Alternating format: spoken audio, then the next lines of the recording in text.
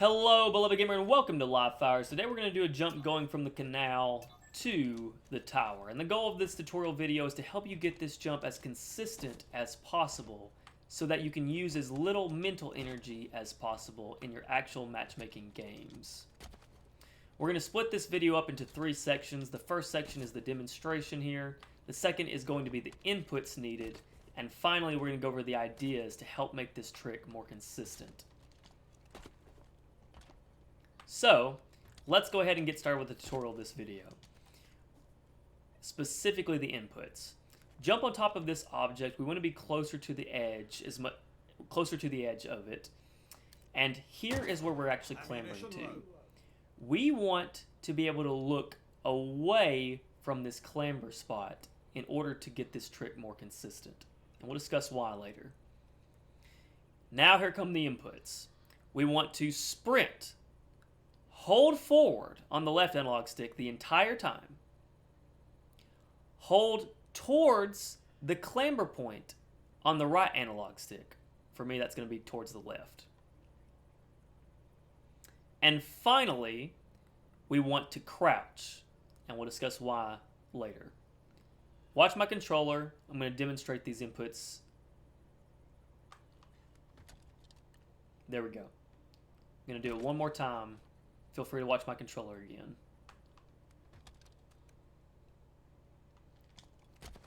Alright, so those are the inputs. Now let's break those down and make it seem a little bit less overwhelming.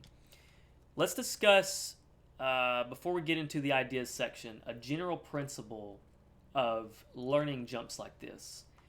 Remove as many variables as possible. In this case, that means do the same controller inputs each time if possible. Do a minimum amount of controller inputs if you can to get the jump. Have relatively the same visuals each time you apply or try to do the jump. Following these ideas will help your brain learn what you're doing wrong much quicker than if you vary it up. All right. So now let's get more into the specific ideas of why we do what we do. The first idea is we want to hit our head far less, and we use different ways to accomplish that. This thing is what we hit our head on. And as you can see, the low point is here, and the high point, well, I mean, it's all the way over there. But for us, we move our reticle. We do three different things to hit our head less. One is we move our reticle away from the clamber point.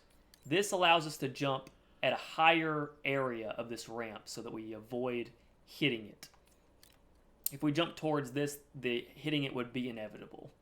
But jumping towards this way means it's easier. Another way that we avoid hitting our head on this is by crouching.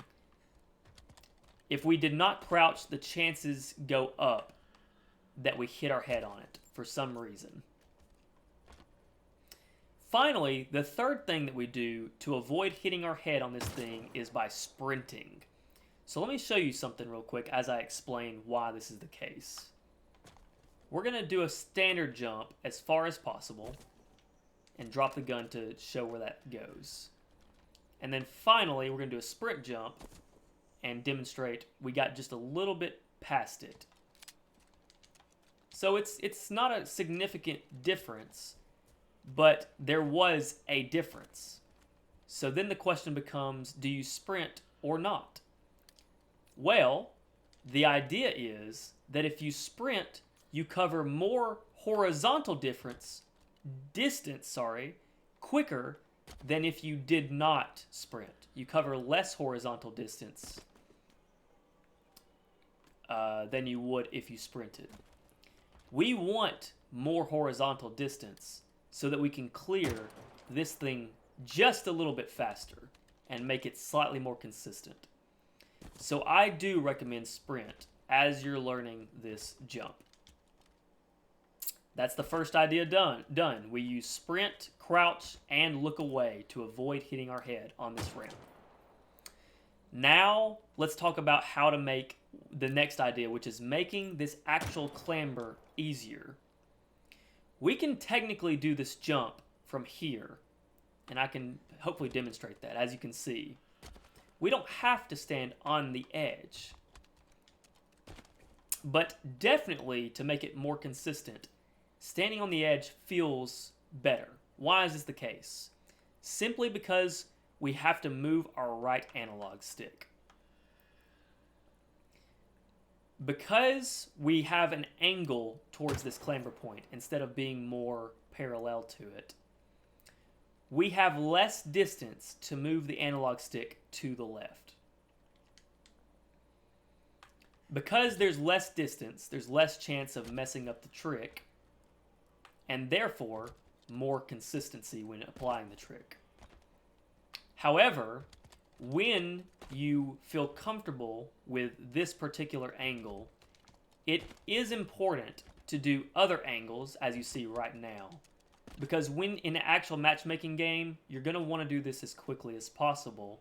So you're going to want to jump, and if you miss the perfect angle, which would be a proper right here, you might land here. You still want to be able to do the jump.